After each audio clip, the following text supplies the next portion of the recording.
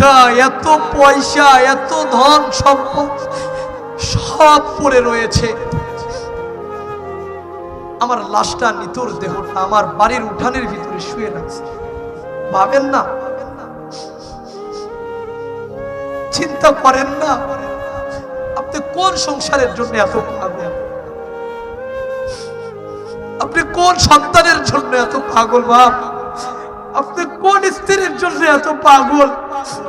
আপনি কোন বাবার জন্য এত পাগল? আপনার আমল বাদ দিয়ে আপনার নিঃশ্বাসটা যখন বন্ধ হয়ে যাবে, আপনি যদি হসপিটালে মারা যান, খোদার কসম, আপনার সন্তান আপনার লাশটা এনে আপনার ঘরে 50,000 টাকা দামের খাট রয়েছে, ওই খাটের ভিতরে আপনার সন্তান আপনার লাশ উঠাবে না।